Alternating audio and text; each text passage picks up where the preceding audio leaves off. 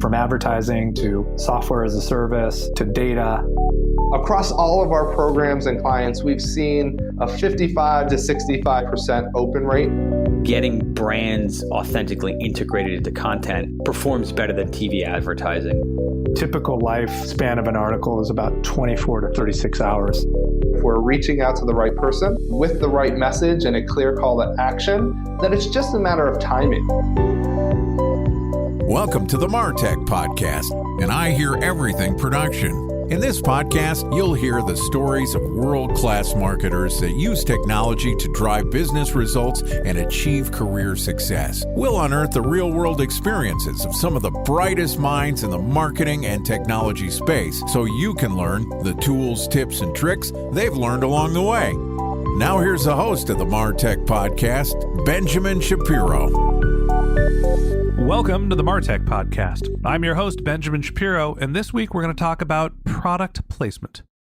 Joining us is Erin Schmidt, who is the Chief of Product Placement at BENlabs, which is an entertainment AI company that enables brands and creators to capture human attention by tapping into integrated advertising across social media, streaming, TV, music, film content with a guaranteed ROI. BENlabs consists of the world's largest creator and influencer marketing business, largest product placement and promotions, their licensing company. It's a huge business. They're wonderful at product placement. We're thrilled to have them. And in addition to providing us with our guest, BENlabs is also a sponsor of the MarTech Podcast. And today, Erin and I are going to discuss technology-driven product placement. All right, here's the first part of my conversation with Erin Schmidt, the Chief of Product Placement at BENlabs. Erin, welcome to the MarTech Podcast. Thanks, Ben. Excited to be here. I'm so happy to finally get you here. We took a while to get you scheduled for this interview, and I always find it interesting talking about BENlabs and the type of product placement that you do. So first off, thank you for coming on the show. Thank you for BENlabs being our sponsor.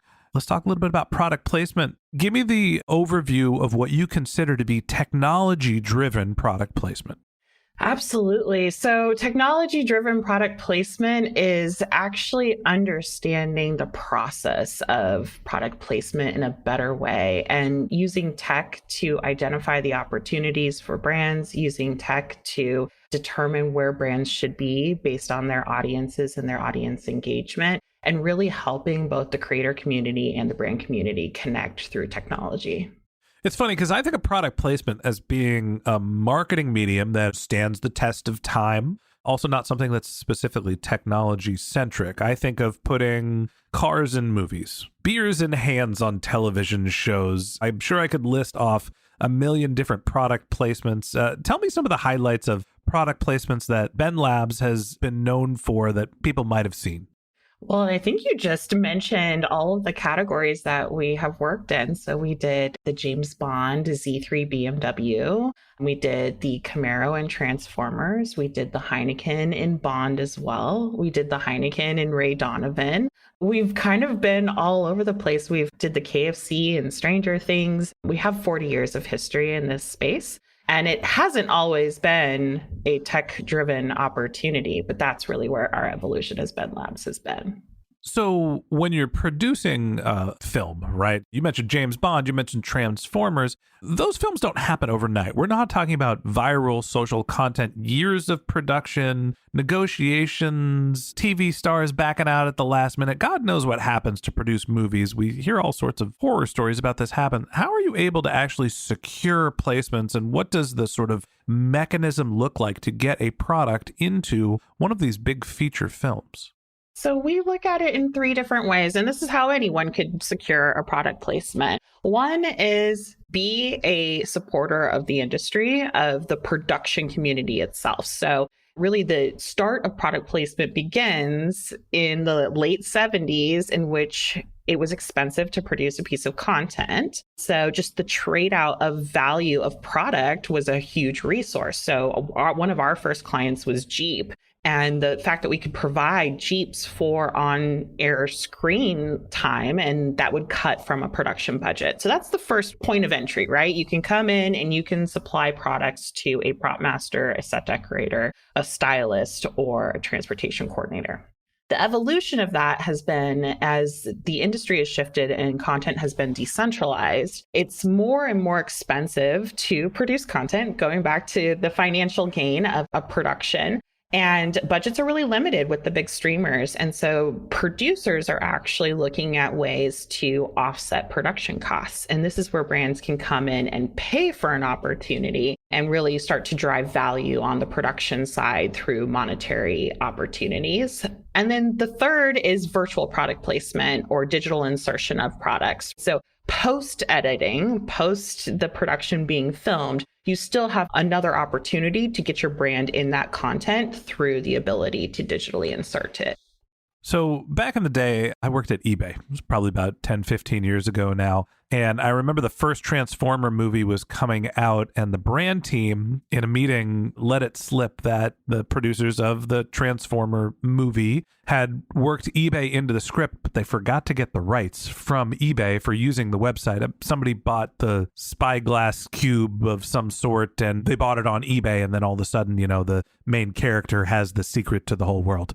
Good for eBay, but bad for the production company because they forgot to negotiate the rights, and then eBay kind of had them over a barrel for using their product or service. Talk to me about what those relationships look like. What did eBay basically get away with by not having to pay for their brand being featured?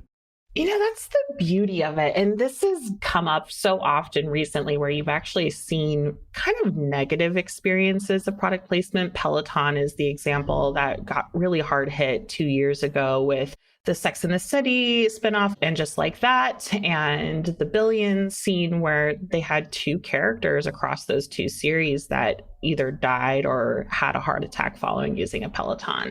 And really, in the world of content, the rights to use product, if it's a fair usage right and it really represents the brand in a non-disparaging way, usually a production doesn't have to seek permission to use a brand. We really work on the other side of things, is encouraging productions to use the brand and really bringing brands to the table that productions might not really know about or have experience with, or have a scripted opportunity that might be negative, and we come in and really protect that brand. And that's, I think, with product placement, representation matters, and making sure that you are representing your brand in the best of your ability, because there is fair usage, and it's kind of part of the natural state of how productions work. So my company's launching a content as a service. We create podcasts for other brands. And let's say I'm thinking about product placement. We just rebuilt our website, buyhereverything.com. It's beautiful. And I want to do product placement. I want to include it in the movies so even my mom and dad can see it. Talk to me about how I would secure a relationship, figure out the right targeting, and then what it might cost for me to get that level of exposure. So the way that we look at it is really investing in the space. It's really important as a brand, if you want to do product placement as a marketing medium, treat it as a marketing medium, and don't think of it as just, I want to be in this one show because this one show I have an affinity for. I think this is my perfect brand fit. Scale is incredibly important, and making sure that you're scaling across the entertainment landscape. So that's the first piece of advice to any brand that wants to play in this space, and then really invest in that space. So the way that it would work is you come in and you really start to look at what it is contextually you're looking to accomplish, what types of characters you feel fit your demographic, what type of content is your audience watching, and start to engage with producers to actually see if there's a right fit. The big philosophy that I've always had is don't force it, make sure it's authentic. So having conversations with producers is really important. So if they feel that there's a great opportunity for your brand, they will write it in. If they don't, they won't write it in, and that's okay. And the way that we've really looked at how we source the opportunities and how we find the right fit is we're focused on audience and audience engagement. So we do audience clustering with our AI that's helping us understand an audience on your social channels and an audience on the social channels of a content creator or the content itself or the talent that's in there, and finding where those audiences are overlapping from an engagement perspective. So that's how we're really starting to look at where you should be integrating into a brand and then predicting what those those future impressions are as well. So that's where the technology piece comes in, is really understanding how you navigate a decentralized, incredible marketplace of opportunities. So you're saying that my dream of having I Hear Everything on The Price is Right probably is a little bit mistargeted. That's really what I'm hearing. Well, we would have to run an analysis. As a huge fan of Jeopardy, that might be a better spot for you. I don't even know who the host is anymore. I think I'm going to pass. Once they said no to Aaron Rodgers, I was out. Anyway, I guess the big question for me is, as brands that are thinking about whether product placement is the right fit for them, you mentioned Heineken, you mentioned BMW, consumer packaged goods, food and beverage, automotive. I didn't hear early stage startup tech-centric services business like myself. I don't even know what to call ours. Moral of the story is, a question that I'm asking is, what are the companies that product placement actually works for? How big do they need to be? Why should people consider this as a viable marketing channel for their brand? So it really runs the gamut. And I think it depends on the budget levels that you have as a marketer.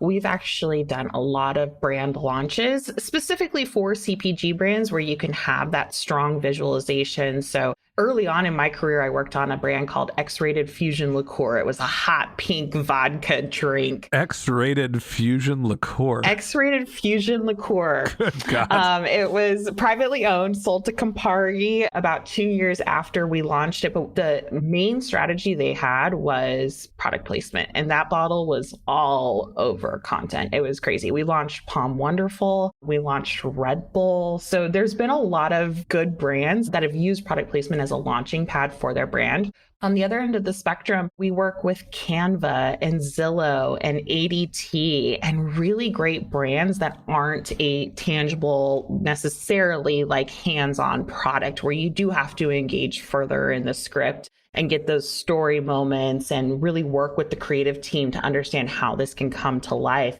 And those are really exciting clients too, because they actually help tell a story. I think Canva is a great example of the creative community actually uses Canva. They're doing presentations, they're creating a lot of materials within Canva. So they're translating that to an on-screen element too, when they're using it in their own life. And that's that art imitates life scenario that you're seeing. So it really, in my experience, no brand is off limits. I think anyone who has the ability to spend in this space should do it. And we're seeing great results on the back end of that.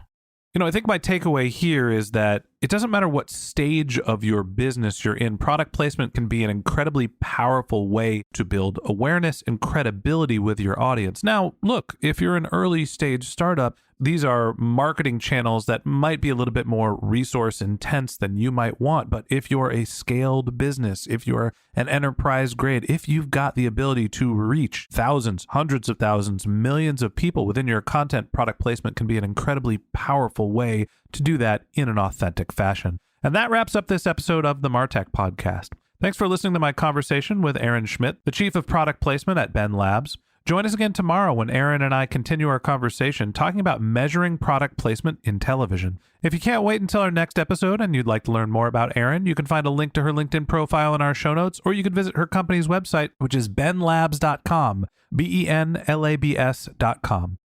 Just one more link in our show notes I'd like to tell you about. If you didn't have a chance to take notes while you were listening to this podcast, head over to martechpod.com where we have summaries of all of our episodes and contact information for our guests. You can also subscribe to our weekly newsletter, and you can even send us your topic suggestions or your marketing questions, which we'll answer live on our show. Of course, you can always reach out on social media. Our handle is martechpod, MARTECHPOD, on LinkedIn, Twitter, Instagram, and Facebook, or you can contact me directly. My handle is Ben J. Shap, BENJSHAP. And if you haven't subscribed yet and you want a daily stream of marketing and technology knowledge in your podcast feed, we're going to publish an episode every day this year. So hit the subscribe button in your podcast app and we'll be back in your feed tomorrow morning.